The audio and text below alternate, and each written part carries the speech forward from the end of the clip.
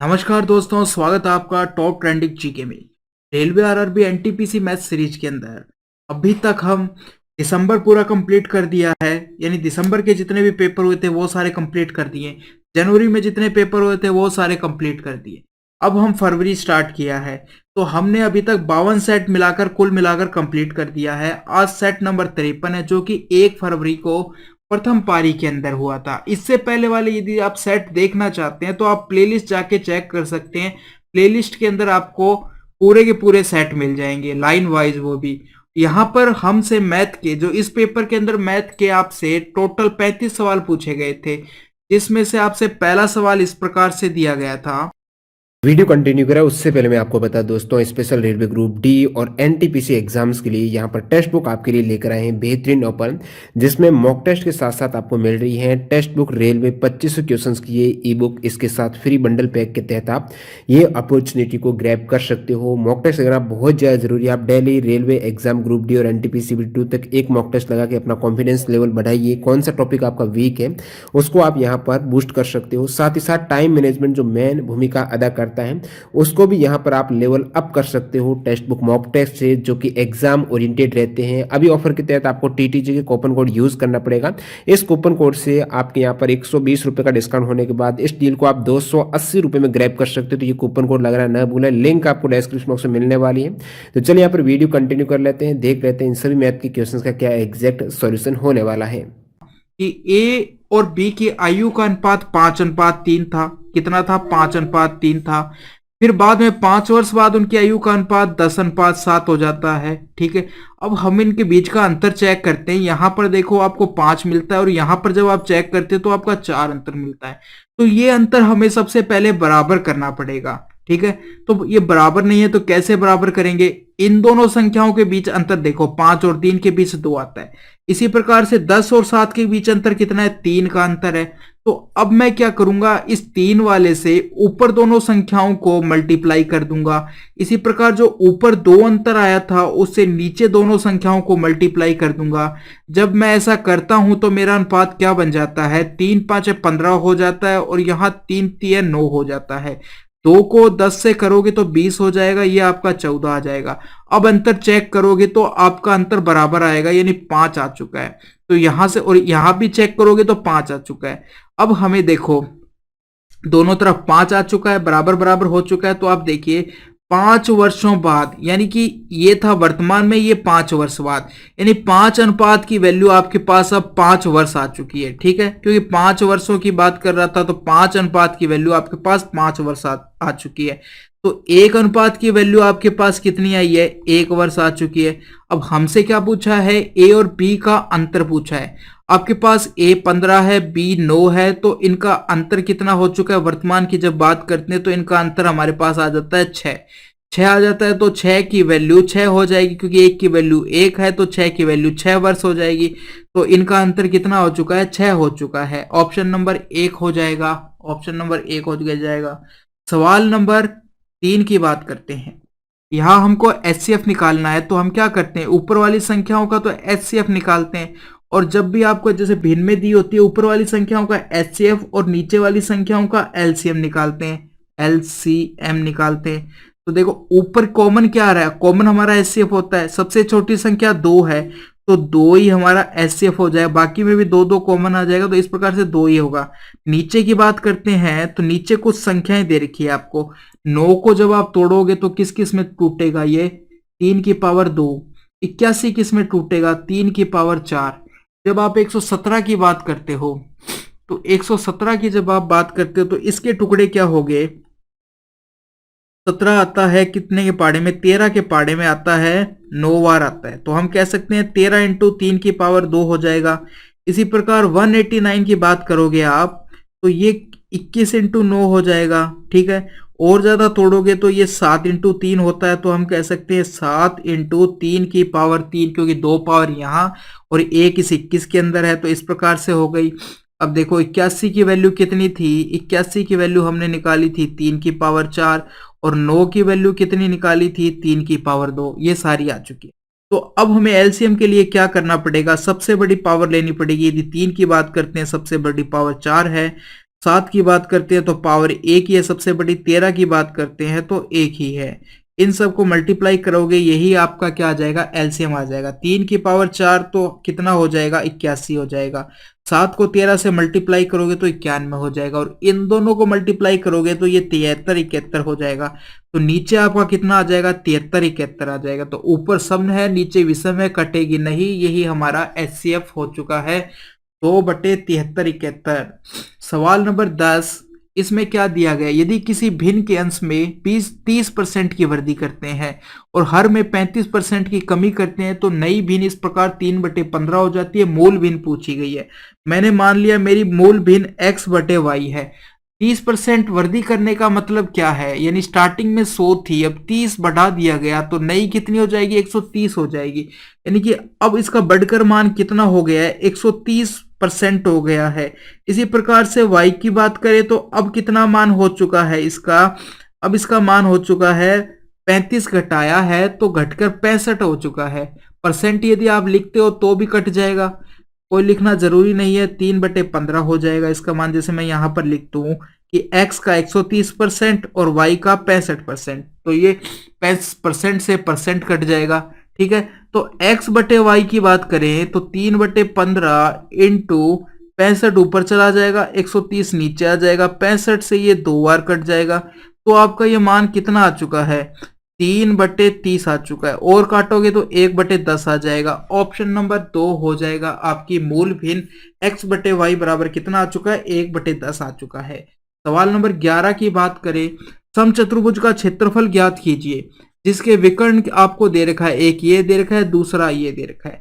तो जब आपको विकर्ण के रूप में समचतुर्भुज का क्षेत्रफल क्या होता है, 1/2 इंटू, यदि प्रथम विकर्ण D1 है और दूसरा विकर्ण D2 है तो इन दोनों का गुणनफल 1/2 D1 इंटू D2, मान रखो 1/2 इंटू 10 इंटू 8.2 रखोगे तो यहां से आपका ये आ जाएगा 42 आ जाएगा, 42 क्या 41 आ जाएगा, 41 आ जाएगा।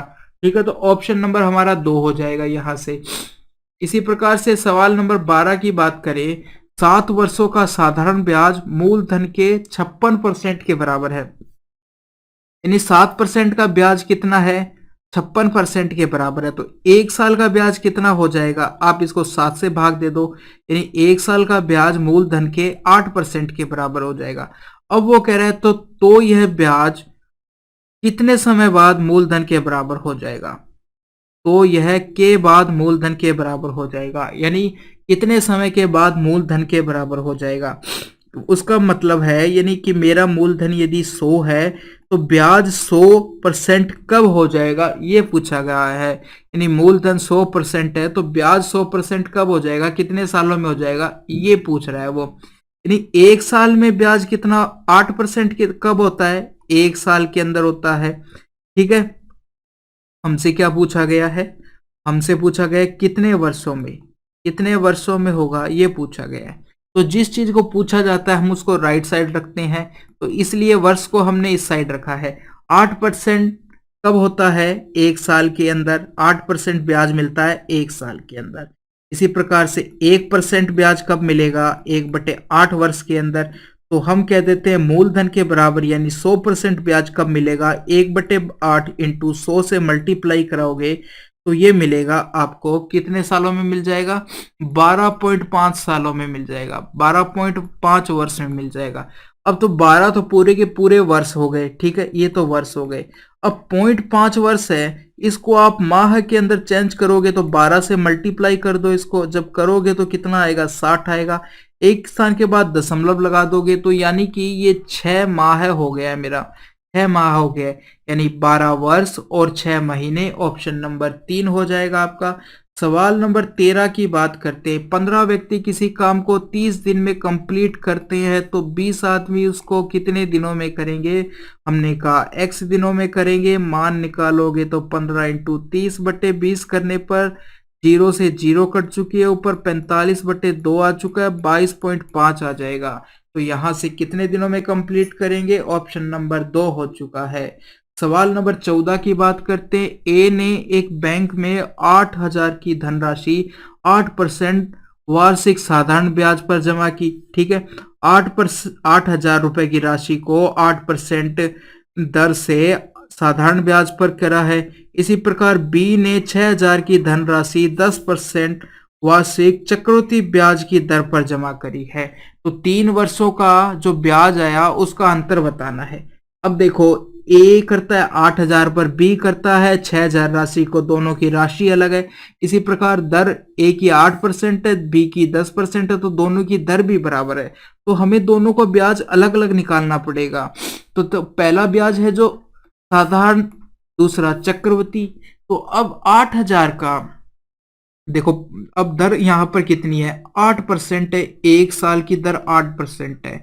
तो यदि साधारण ब्याज पर 3 साल की कंपाउंड दर कितनी हो जाएगी, 3 से मल्टीप्लाई कर दो, 24% हो जाएगी। 3 डायरेक्ट साधारण ब्याज पर, क्योंकि हर साल बराबर बराबर ब्याज मिलेगा। पहले साल 8, दूसरे साल 8, तीसरे साल 8, तीनों जुड़कर 24% हो जाएगी। अब यहाँ बी की बात करते हैं, कितना मिलता है चक्रवृद्धि ब्याज, वो भी 10% से। यानी 10% की आप 3 साल के हिसाब से कंपाउंड करोगे चक्रवृद्धि के हिसाब से, तो कितना आ जाएगा, 33.1% आता है। ये वैल्यू आपको याद होनी चाहिए। देखो 10% यदि 1 साल का है तो उससे 2 साल का, 10% के हिसाब से 2 साल का कंपाउंड दर कितनी हो जाएगी, 21%। और 3 साल की बात करते हो तो 33.1% हो जाएगी। ये सारी वैल्यू आपको याद होनी चाहिए, क्योंकि 10 का ये यूज काफी बार करते हैं, 3 साल वाला भी, 2 साल वाला भी काफी। तो ये आप याद कर लीजिए। तो 10% से 3 साल की कंपाउंड दर 33.1% हो चुकी है। अब हमें क्या करना है, सिंपल, 8,000 का 24% कितना होता है ये निकालना है। 2 जीरो से 2 जीरो कट जाएगी, आप सरल करोगे तो 1920 इतना आ जाएगा। इसी प्रकार से यहाँ पर आपको 6,000 का 33.1% निकालना है। पॉइंट हटाओगे तो नीचे एक और जीरो आ जाएगी, 3 जीरो से 3 जीरो कट जाएगी, 6 से मल्टीप्लाई करोगे, 6 6 18, एक आई हासिल, और ये इतना हो जाएगा। अब आपको क्या पूछा है, ये ब्याज चक्रवृद्धि पे है, ये साधारण पे है, दोनों का अंतर पूछा है, जो कि घटाने पर 66 आएगा। ऑप्शन नंबर आपका एक आ जाएगा। सवाल नंबर 15 की बात करें, एक वृत्त के केंद्र से 5 सेंटीमीटर की दूरी पर एक 24 सेंटीमीटर लंबी जीवा है। देखो ये मेरा हो गया है वृत्त, इसके केंद्र से 5 सेंटीमीटर की दूरी पर एक जीवा है जिसकी लंबाई 24 है। तो केंद्र से 5 सेंटीमीटर, तो ये दूरी होती है जो जीवा के परपेंडिकुलर होती है। और ये जो ये लंब डाला गया है ये जीवा को बराबर भागों में बांटता है, यानी पूरी 24 है तो 12-12 के भागों में बांट देगा। तो ये दूरी 12 आ चुकी है, ये 5 आ चुकी है, इन दोनों को मिलाते हैं तो ये रेडियस के बराबर होता है और एक समकोण त्रिभुज बन चुका है।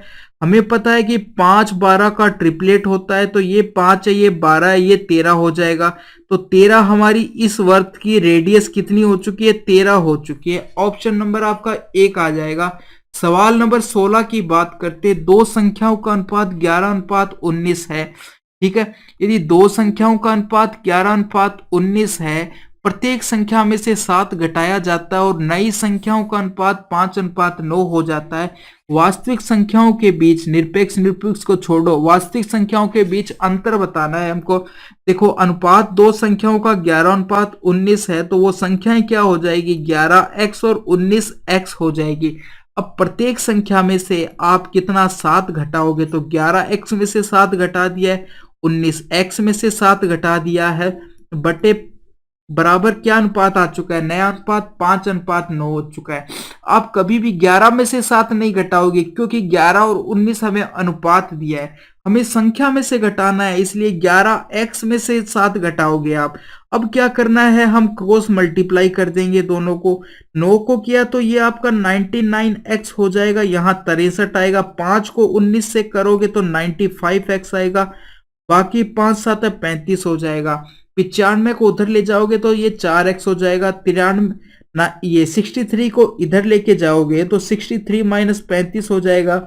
अब इनको घटाने पर कितना आता है, 28 आता है। इस प्रकार से x बराबर आपका 7 आ जाएगा। x का मान मेरे पास 7 आ चुका है। अब देखो क्या पूछा है, दोनों संख्याओं के बीच का अंतर।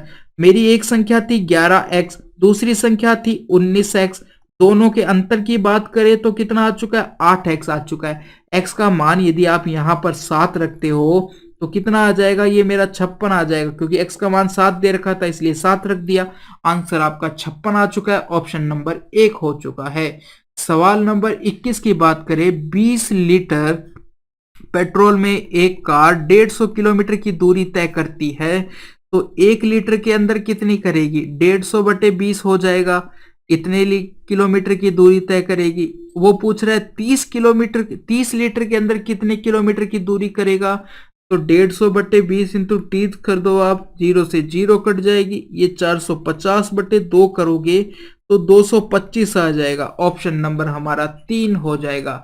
सवाल नंबर 25 की बात करते हैं, इसको हल करना है। अंडरूट के अंदर आपको एक भिन्न दी गई है, तो देखो ये 2 से नहीं कटेगा क्योंकि दोनों विषम संख्याएं हैं। अब हम 3 का देखते हैं कि ये 3 से कट सकता है क्या। 1 को, 5 को, 2 को और 1 को जोड़ते हो तो कितना योग आता है, 8 आता है, कि 8 3 से विभाजित नहीं होगा तो ये संख्याएं 3 से भी नहीं कटेगी।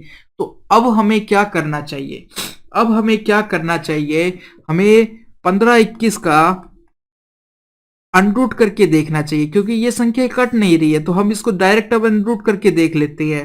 तो पीछे से 2 2 के टुकड़े बनाए मैंने, एक किस किस के लास्ट में आ सकता है, यानी 1 का वर्ग करेंगे तो भी 1 आ सकता है और 9 का वर्ग करेंगे तो भी 1 आ सकता है।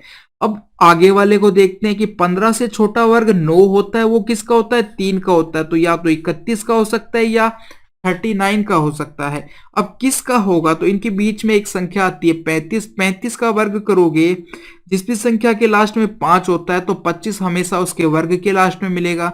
3 है तो एक अगली वाली संख्या 4 से मल्टीप्लाई करोगे तो 12 25 हो जाएगा। 15 21 12 25 से बड़ा है, यानी कि ये 39 का होगा, तो ऊपर मेरा 39 आ चुका है अनरूट।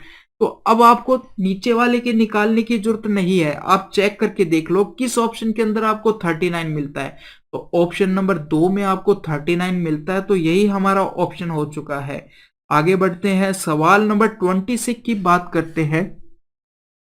एक त्रिभुज एबीसी दे रखा है आपको, ठीक है, एक त्रिभुज एबीसी दे रखा है आपको, और इसके अंदर क्या कहा है, बी आई और सी आई कोण एबीसी का अर्धक है और ये इसका अर्धक है, ठीक है।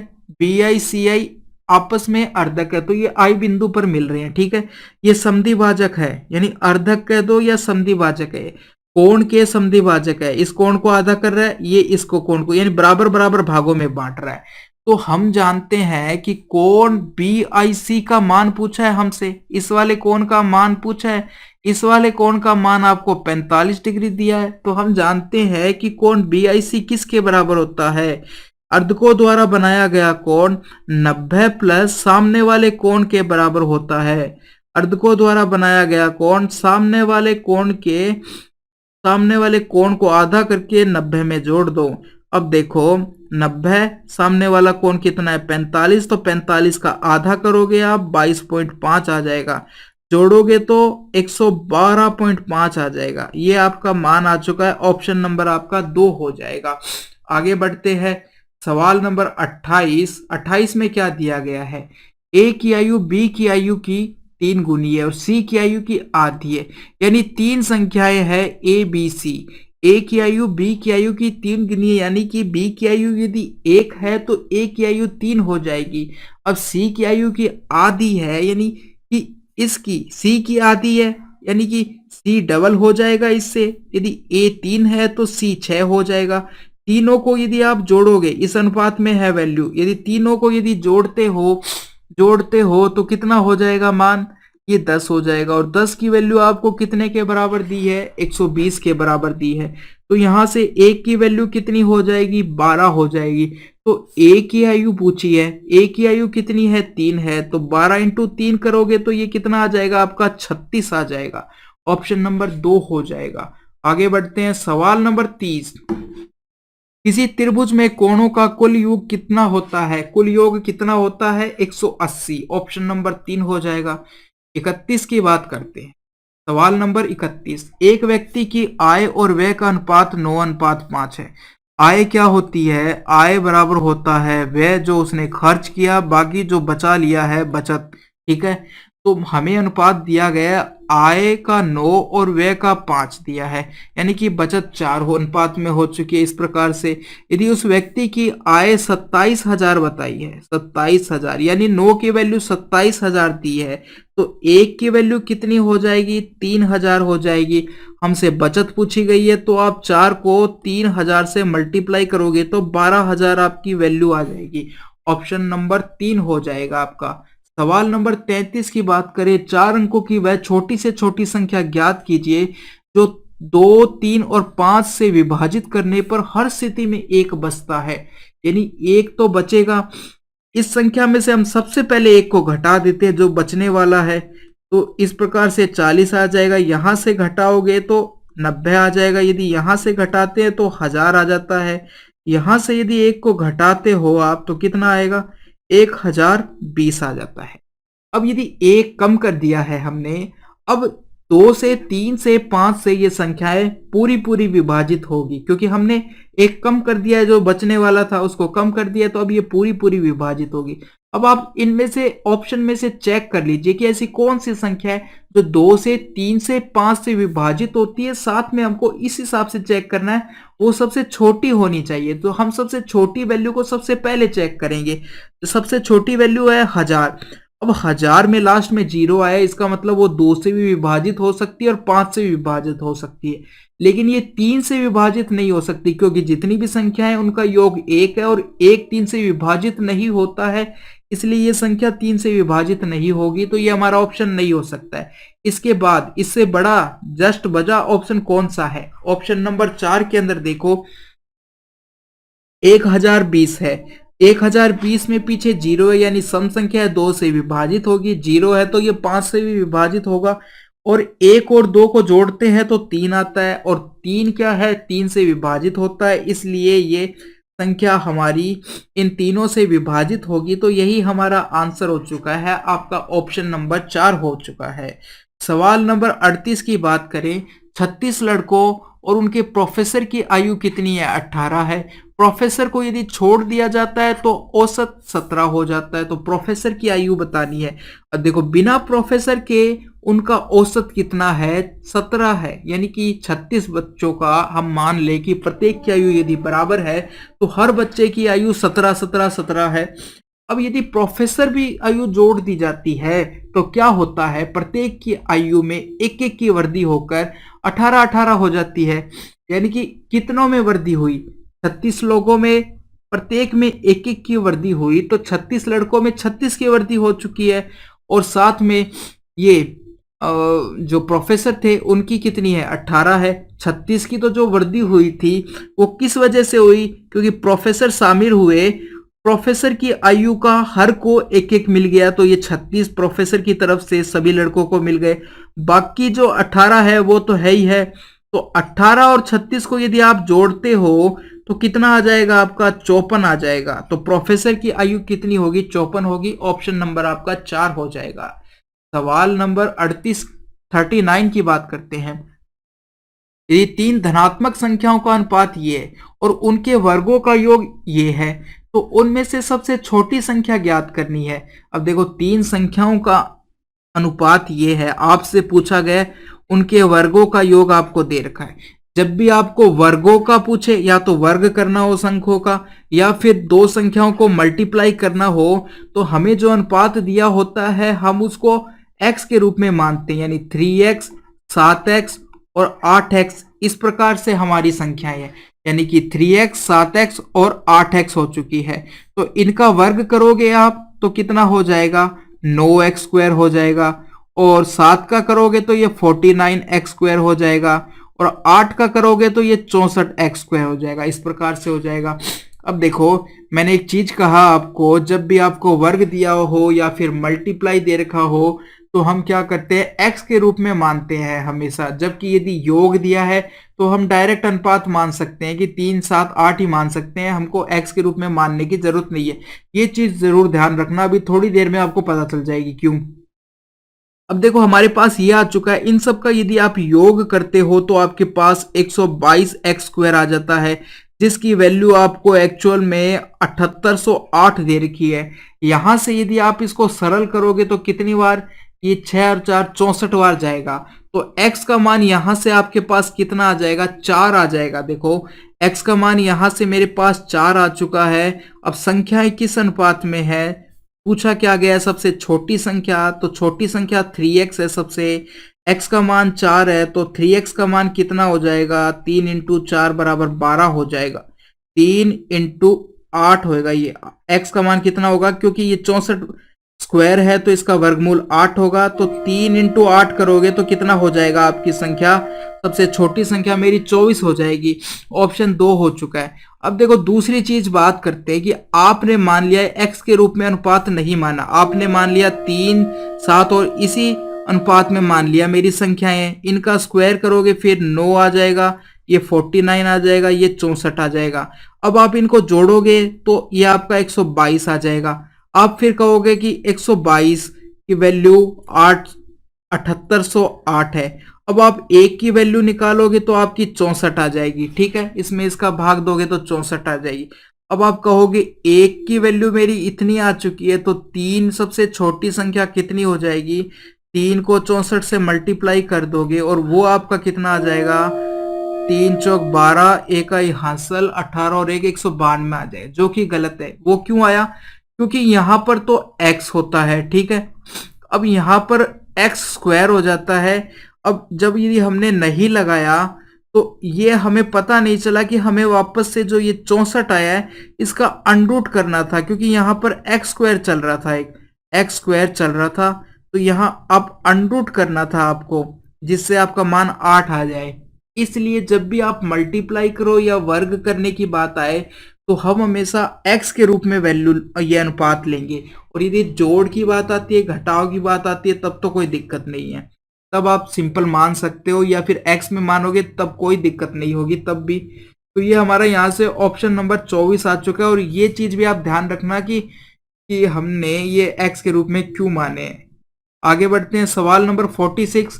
किसी आयत की लंबाई एक वर्त की त्रिज्या कि 3/5 के बराबर और वर्त की त्रिज्या उस वर्ग की भुजा के 2 गुने के बराबर है। 3 चीजें दी गई है, एक तो आयत दिया गया है हमें, एक वर्त दिया गया है, एक वर्ग दिया गया है। अब क्या कह रहा है कि आयत की जो लंबाई है वो वर्ग की त्रिज्या यदि 5 है तो ये 3 हो जाएगी, 3/5 के बराबर है, इसका मतलब यदि त्रिज्या 5 है तो लंबाई 3 हो जाएगी, ये 3 है ये 5 हो जाएगी, इस प्रकार से हो गई। यानी कि लंबाई हमारे पास कितने अनुपात आ चुके हैं, 3 अनुपात। रेडियस हमारे पास 5 दे रखी है। अब कह रहा है वर्त की त्रिज्या उस वर्ग की भुजा के 2 गुने, यदि ये इससे दुगनी है तो भुजा आधी हो जाएगी। ये हो गई कि वर्ग की भुजा हमके पास कितनी आ गई, 2.5 हो गई। अब ये क्या पॉइंट के अंदर है, तो हम पूर्ण संख्या बनाने के लिए इसको किस से मल्टीप्लाई करना पड़ेगा, मिनिमम आपको 2 से मल्टीप्लाई करना, सब संख्याओं को 2 से। यदि मेरे को इससे मैं 2 को मल्टीप्लाई करता हूं तो मेरे को सारी संख्याओं को 2 से मल्टीप्लाई करना पड़ेगा, क्योंकि ये सभी अनुपात में है। ये हो जाएगी 5, 2 से करने पे ये 10 हो जाएगी, ये 6 हो जाएगी। यानी अब आपकी लंबाई का अनुपात कितना आ चुका है, 6 हो गया है। और रेडियस आपका अनुपात कितना आ चुका है, 10 आ चुका है। अब हमसे क्या कहा गया है कि क्षेत्रफल है ना, जो वर्ग का क्षेत्र है फल है वो आपको 30-25 दे रखा है। तो 30-25 आपको वर्ग का क्षेत्रफल दे रखा है, और क्षेत्रफल होता है वर्ग का भुजा स्क्वायर। तो भुजा की वैल्यू आप इसका अंडरूट ले लोगे, 30-25 का अंडरूट ले लोगे, ये कितना आ जाएगा, पीछे से तो 5 आ जाएगा, और 30 की बात करते हैं तो 5 को 6 से करते हैं तब, तो ये 55 का अंडरूट हो गया है, 55 का अंडरूट हो गया है, 55 का वर्ग है। यानी कि वर्ग की एक भुजा 5 अनुपात है जिसकी वैल्यू 55 है, तो 1 अनुपात की वैल्यू 11 हो जाएगी। ये आ चुका है हमारे पास। तो यहां से आप कह सकते हो कि आपकी लंबाई का कितनी हो जाएगी, ये 66 हो जाएगी, ठीक है, लंबाई हो चुकी है। अब एक चीज और कह रखी है उसने, आयत की जो चौड़ाई है वो वर्ग की भुजा के 5वें भाग के बराबर है। वर्ग की भुजा 55 दे रखी है तो 5वां भाग कितना हो जाएगा, 5 से भाग दोगे तो 11 आ जाएगा। तो चौड़ाई मेरी कितनी हो जाएगी, इसकी चौड़ाई आपकी 11 हो जाएगी। अब हमसे क्या पूछा है, आयत का क्षेत्रफल निकालना है। क्षेत्रफल क्या हो जाएगा, लंबाई इंटू चौड़ाई होता है।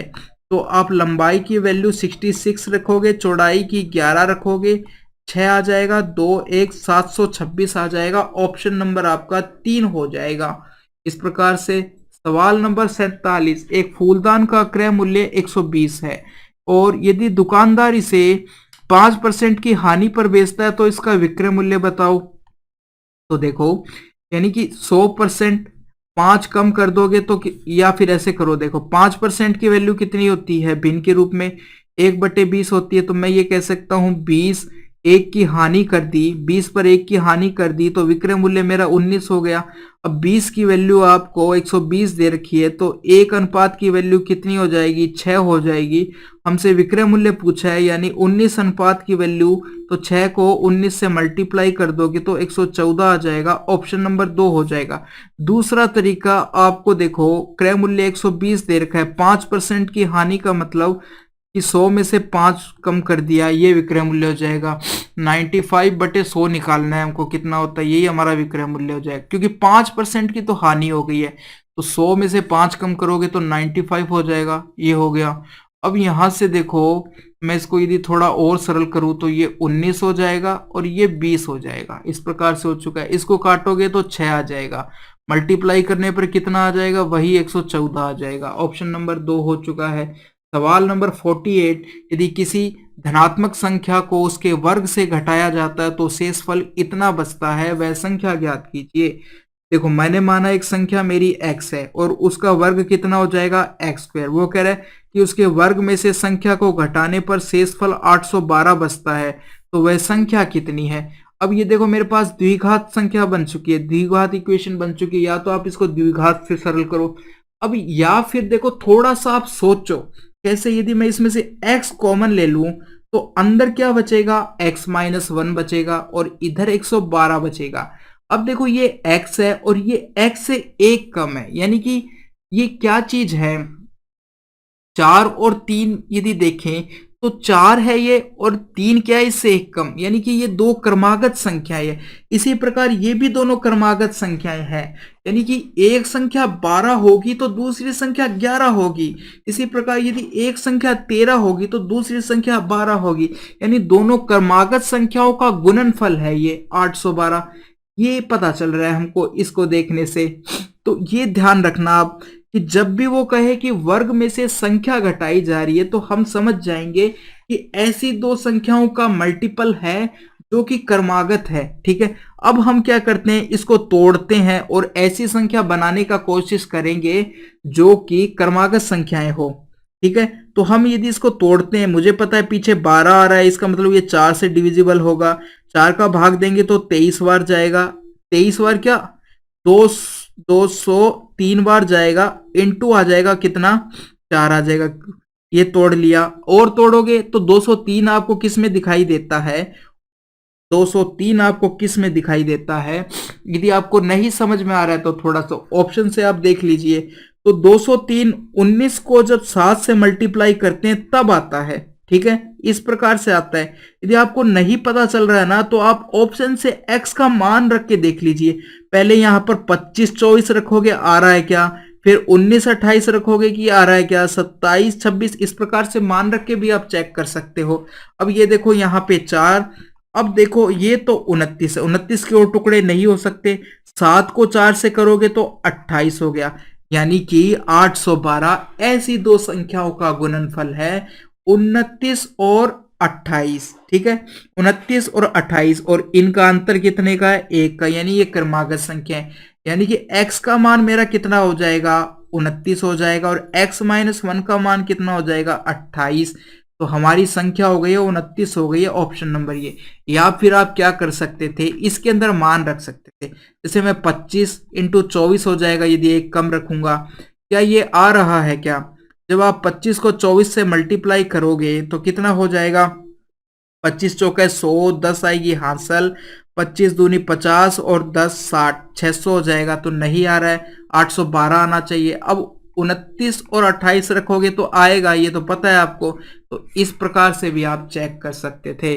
सवाल नंबर 51 की बात करते हैं। समांतर श्रेणी में देखो, सबसे पहली बात तो समांतर श्रेणी क्या होती है, नाम से ही पता है, जिनमें अंतर समान हो, यानी क्रमागत संख्याओं के बीच का अंतर बराबर होगा। एक के बाद एक आने वाली जो भी संख्या है इनके बीच का अंतर देखो हमेशा बराबर मिलता है, तो ऐसी श्रेणी को हम समांतर श्रेणी कहते हैं। और समांतर श्रेणी के nवें पद को निकालने का फॉर्मूला होता है tn बराबर a plus n minus one into D. ये याद कर लेना, कई बार पूछा जा रहा है। यहाँ पर a की वैल्यू क्या है 3 है, d की वैल्यू कितनी आएगी अंतर जो कि 5 के बराबर है, n कितना है नंबर ऑफ पद, कौन सा पद 50वां पद, तो 50 पद है इसके अंदर। ठीक है, अब हमें कौन सा पद निकालना है 50वां पद। ठीक है, तो वैल्यू रखो आप, a की वैल्यू 3 रखोगे, n की वैल्यू 50 रखोगे तो 50 माइनस 1 करोगे और d की वैल्यू 5 रखोगे और थोड़ा सरल करो 49 इंटू 5 हो जाएगा। मल्टीप्लाई करने पर कितना आता है 49 को 5 से मल्टीप्लाई करने पर 245 आ जाता है और जोड़ दो 248 हो जाएगा। तो tnवा यानी t50वां पद कितना हो जाएगा 248 हो जाएगा। इस प्रकार से आप निकाल सकते हैं। सवाल नंबर 56 की बात करें। 56 में क्या कहा है, 5 सेंटीमीटर की भुजा वाले सम षटभुज का क्षेत्रफल ज्ञात कीजिए। 5 सेंटीमीटर भुजा वाले सम षटभुज का क्षेत्रफल ज्ञात कीजिए। देखो, अब देखो इसके अंदर क्या है, सारी भुजाएं बराबर है। हम कहेंगे कि इसके अंदर क्या होती है सारी भुजाएं, और षटभुज का मतलब 6 भुजाएं है, सम का मतलब सारी भुजाएं बराबर। तो ये हो चुका है हमारा एक षट बहुभुज। ठीक, 6 भुजाओं वाला बहुभुज हो चुका है।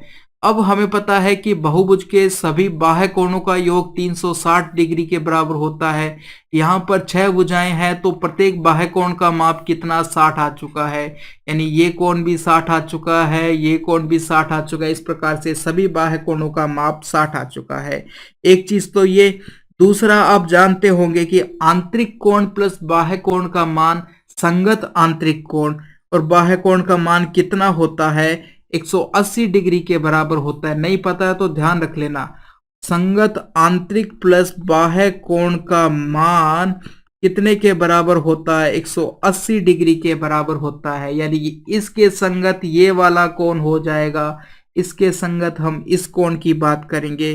तो अंतः कोण निकालना है तो क्या करेंगे, 180 में से आप 60 को घटा दो, आपका 120 डिग्री आएगा।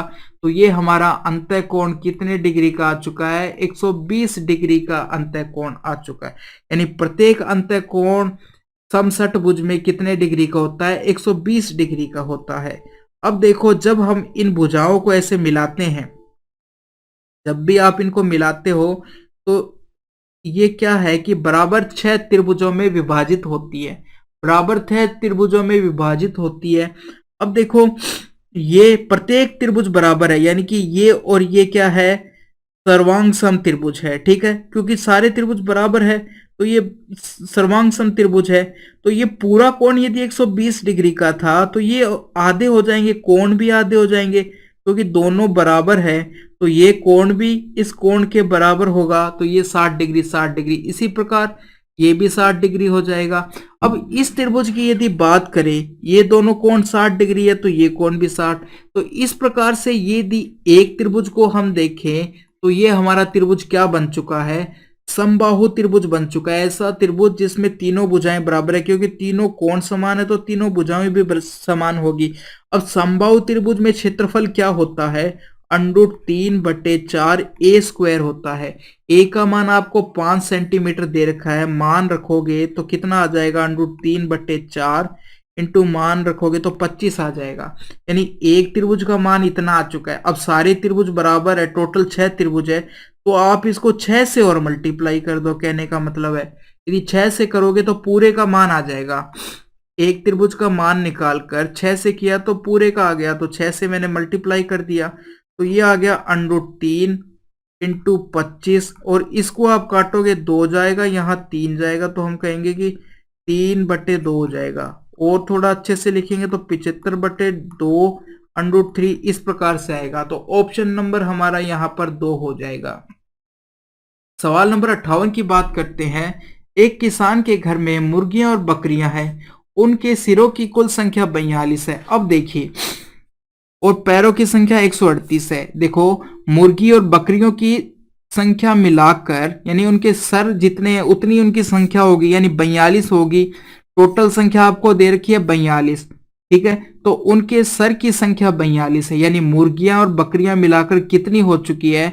हर बकरी की या मुर्गी की बात करें, सबके एक एक ही सर होता है, तो यानी कि 42 सर है, तो यानी टोटल संख्या मुर्गियां प्लस बकरियां की मिलाकर 42 है। अब आप जानते हो मुर्गियों के 2 पैर तो होते ही है, और बकरियों के भी 2 + 2 4 पैर होते हैं। तो अभी हम क्या मान लेते हैं कि इस प्रकार से मान लेते हैं कि हमको दोनों के 2-2 पैर लेने हैं।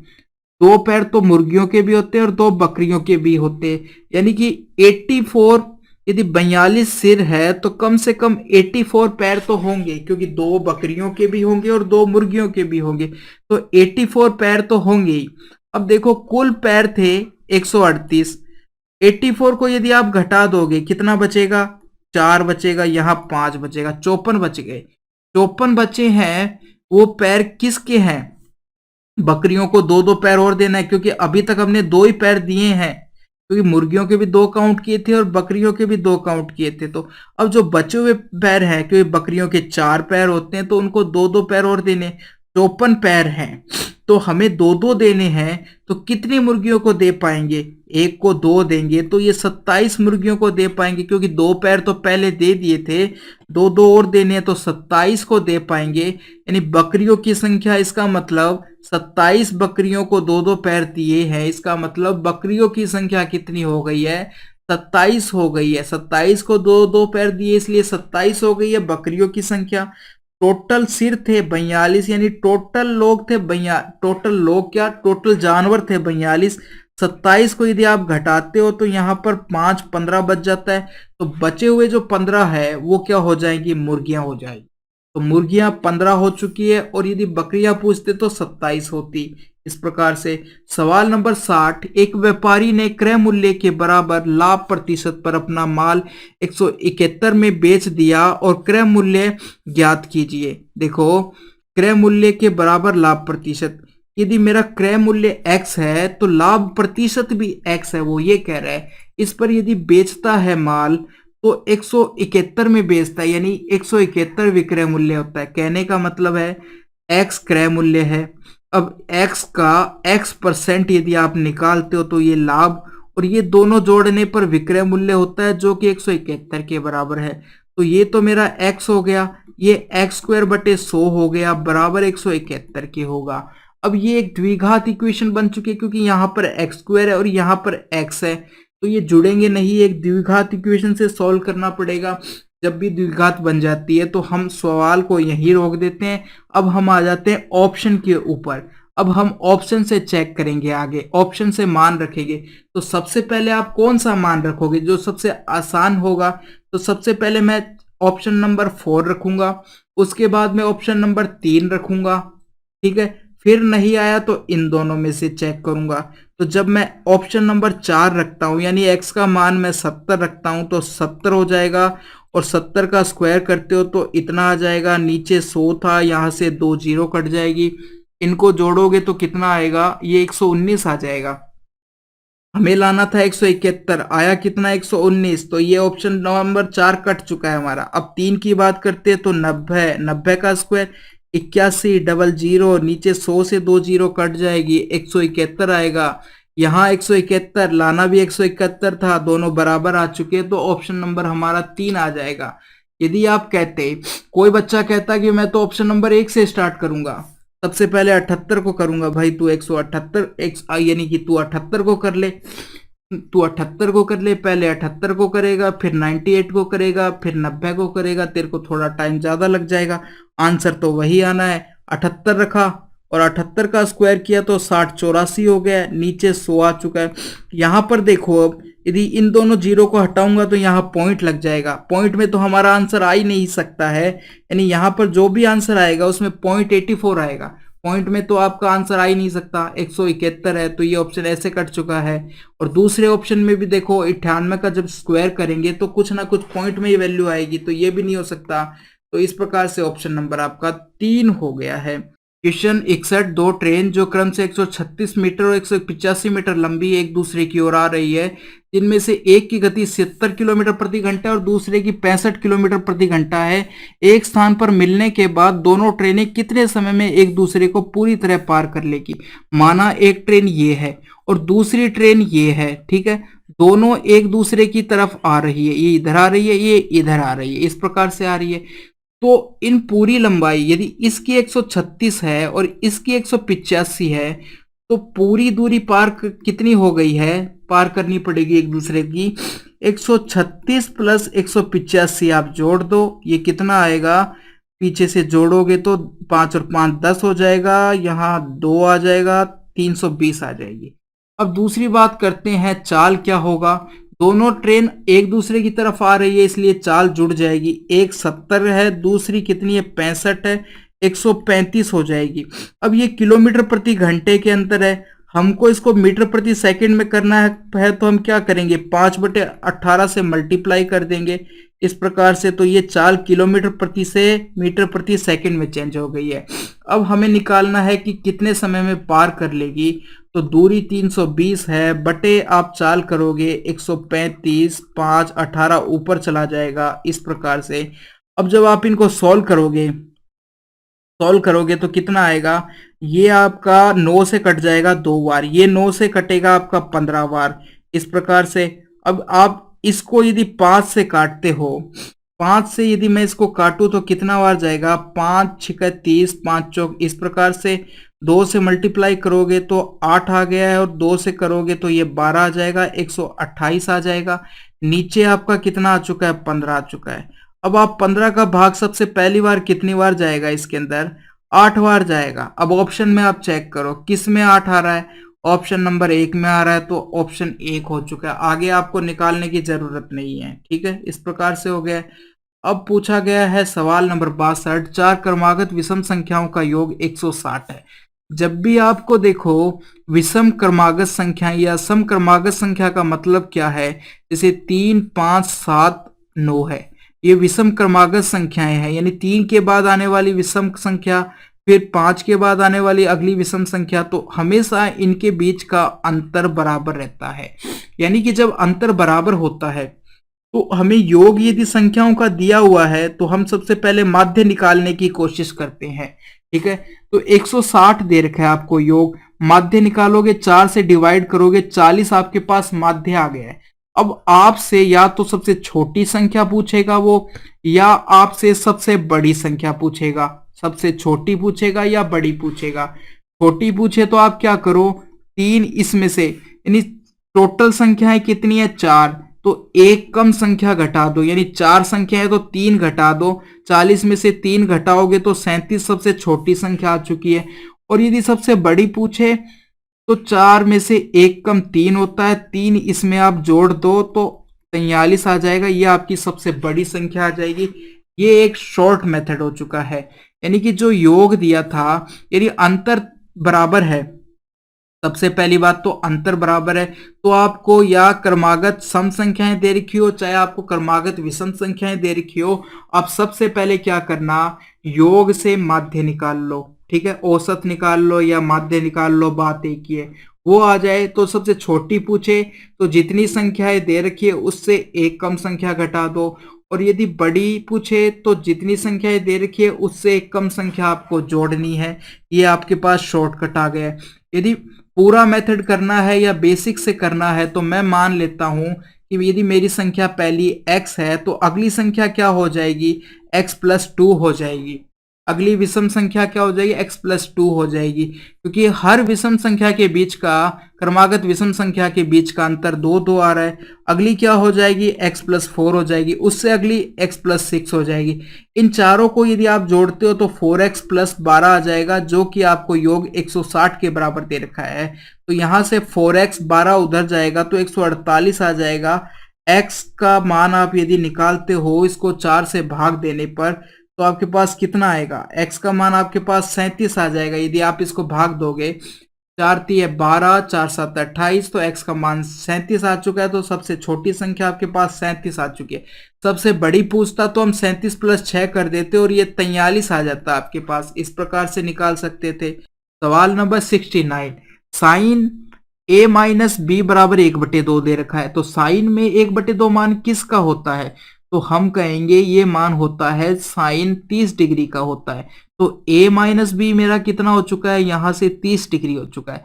इसी प्रकार कोस के अंदर 1/2 मान किसका होता है? ये 60 का होता है। तो हम कह सकते हैं a प्लस बी बराबर कितना हो जाएगा? 60 डिग्री हो जाएगा। अब यहां से आप a और b मान निकाल सकते हो।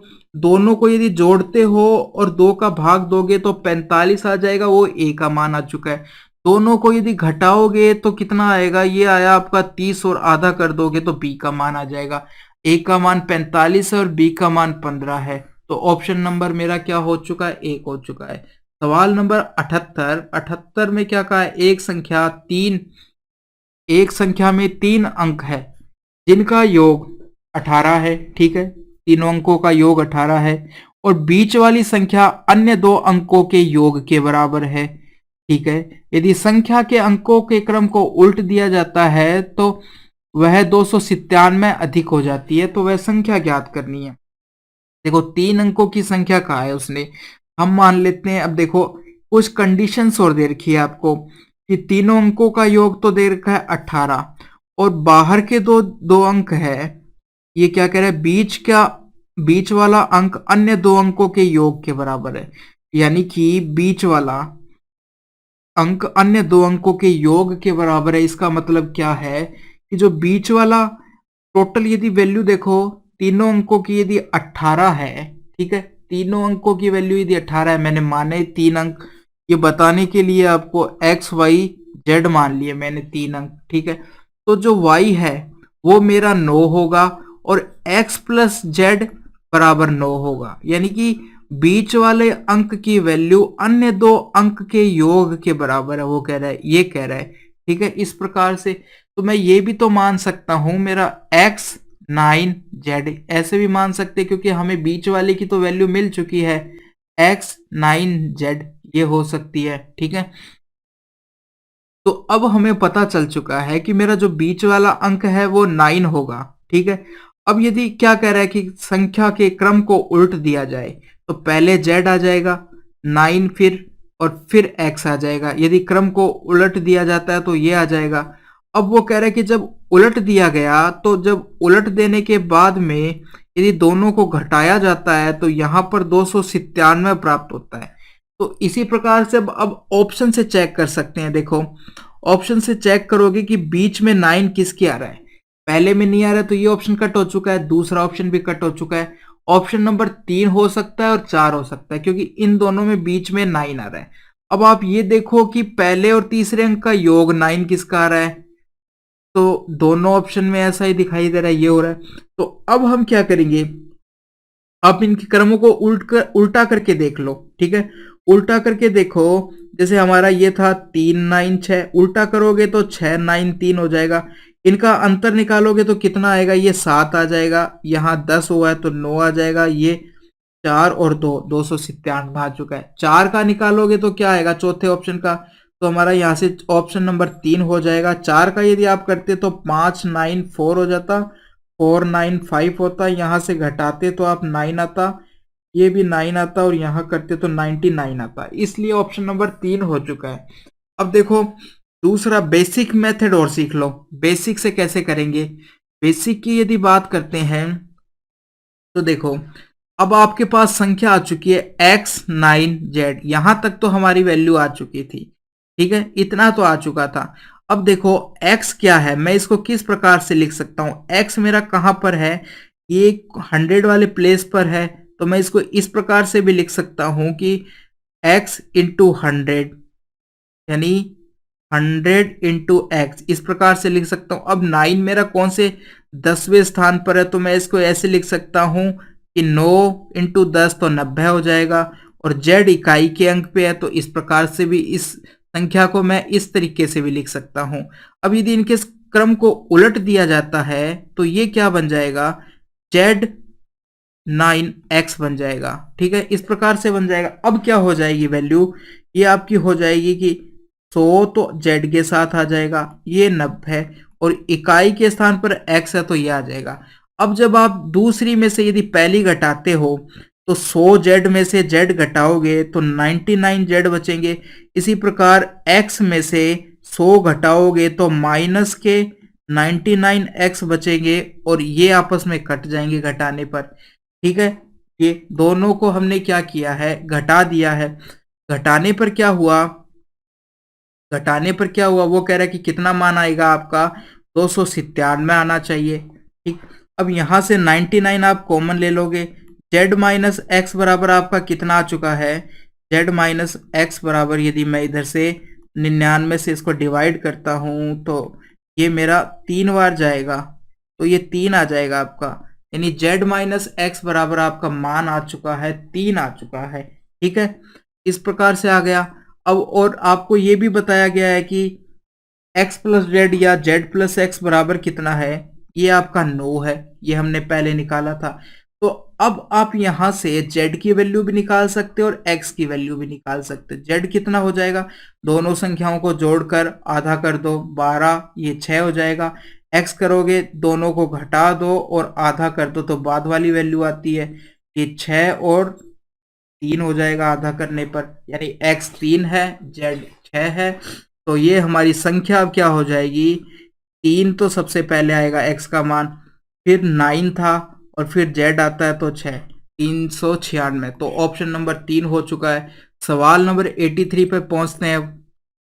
इसमें क्या कहा है, बिंदु A दे रखा है, B दे रखा है और C दे रखा है।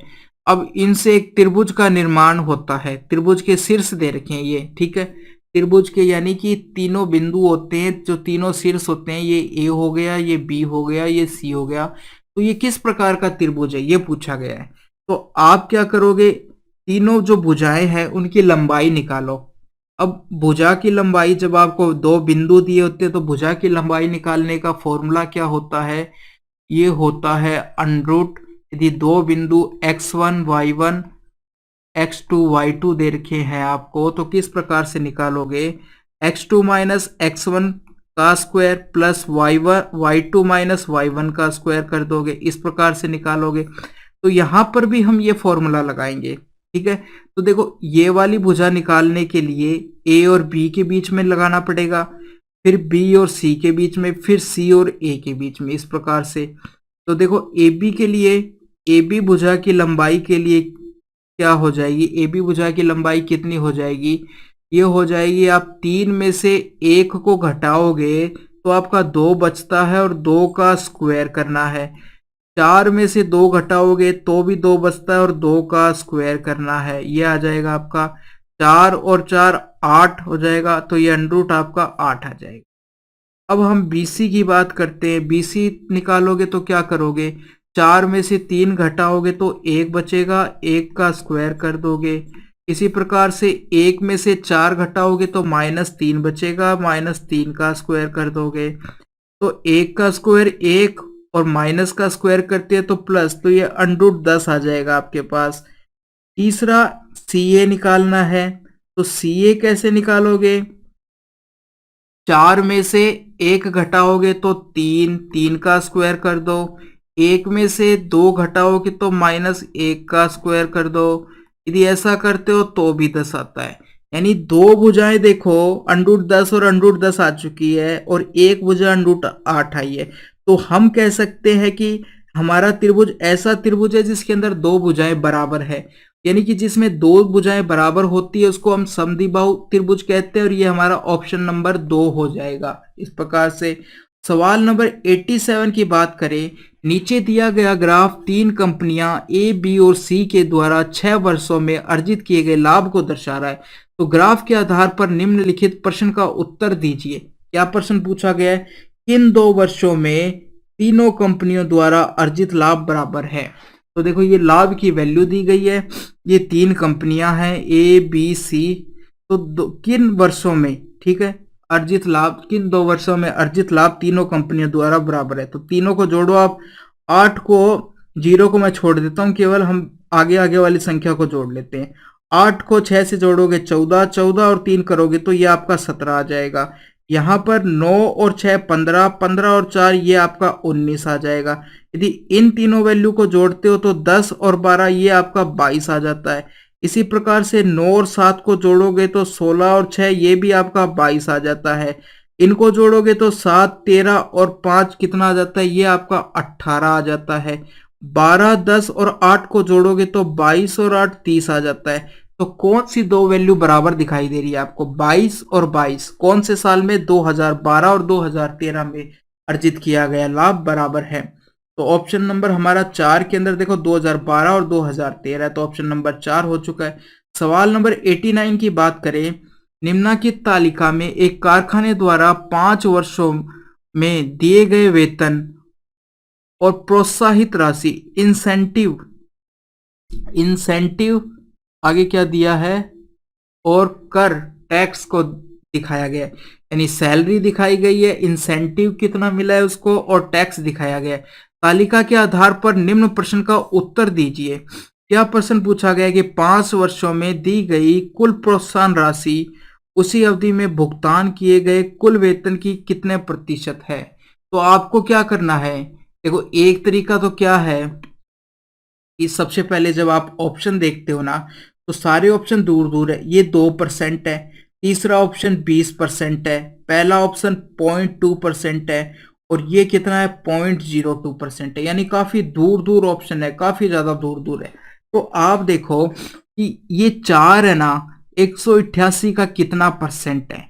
अब यहाँ देखो सारी वैल्यू लगभग 4 के बराबर है, और ये सारी वैल्यू 200 के लगभग बराबर है।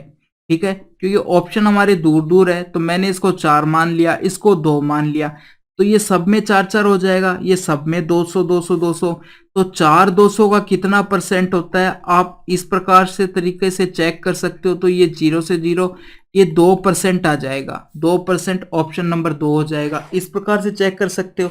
नहीं तो आप क्या करो कि यदि आपको पूरा मान निकालना है तो आप इंसेंटिव सबको जोड़ लो, इन सारी संख्याओं को जोड़ लो, जितना आए उसको ऊपर रखोगे, यानी इंसेंटिव का योग है वो ऊपर रखोगे।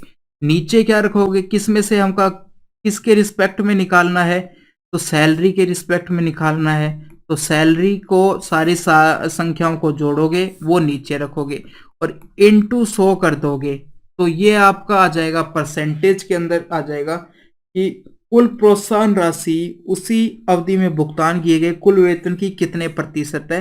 तो इस प्रकार से भी आप निकाल सकते हो, आप ये सवाल करके देख लेना इस तरीके से। अब देखो सवाल नंबर 90 में क्या दिया गया है, 1.85 घंटों को आपको बदलना है घंटे मिनट और सेकंड में। तो एक तो है हमारा घंटा हो गया है, ठीक है, यहां से। अब 0.85 को आप क्या करोगे, मिनट बनाने के लिए 60 से मल्टीप्लाई करोगे, क्योंकि ये पॉइंट में आ चुका है।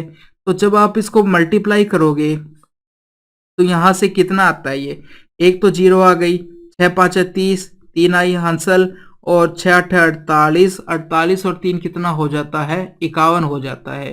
तो 51 हो जाता है, 2 के बाद आप दशमलव लगाओगे, यानी 51 मिनट आ चुका है। और सेकंड की बात करें तो 00 सेकंड आ चुके हैं। तो 1 घंटा 51 मिनट हो गया, ऑप्शन नंबर 1 हो जाएगा आपका।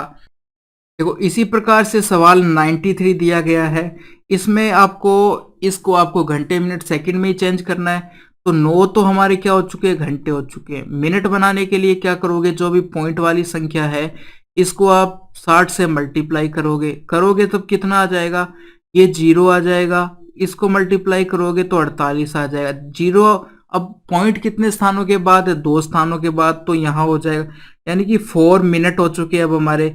अब बचा क्या, 0.8 बच चुका है। 0.8 को फिर वापस आप सेकंड बनाने के लिए 60 से मल्टीप्लाई करोगे। तो जब आप इसको 60 से मल्टीप्लाई करोगे तो अब ये कितना आ जाएगा, 48 आ जाएगा। और कितने के स्थानों के बाद दशमलव है, तो एक स्थान के बाद, यानी 48 आपके सेकंड हो चुके हैं। 9 घंटे 4 मिनट और 48 सेकंड, कहाँ, ऑप्शन नंबर 3 हो जाएगा ये। आगे बढ़ते हैं, सवाल नंबर 100, इसमें क्या दिया गया है, एक ब्यूटिशियन की आय में उसका वेतन और उसकी सेवाओं में मिलने वाली बख्शीश शामिल है।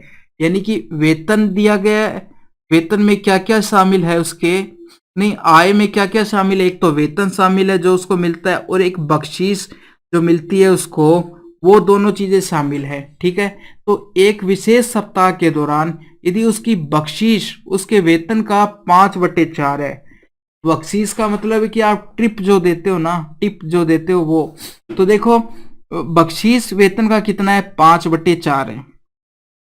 पहली बात तो आय बराबर क्या है, आय कहा है हमको, एक तो वेतन और जो बख्शीश है उन दोनों की मिला के है बराबर, आय बख्शीश और वेतन के मिलाकर बराबर है।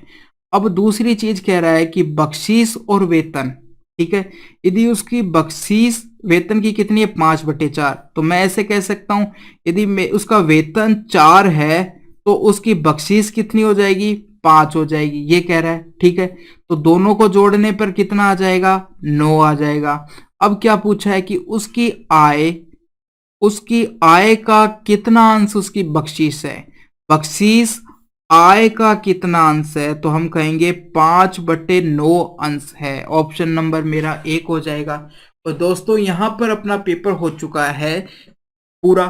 ठीक है, मिलते हैं अगले पेपर के साथ। कुछ समझ में नहीं आया है आपको तो आप कमेंट कर सकते हैं, अच्छा लगा है तो लाइक कर देना, और थैंक यू दोस्तों।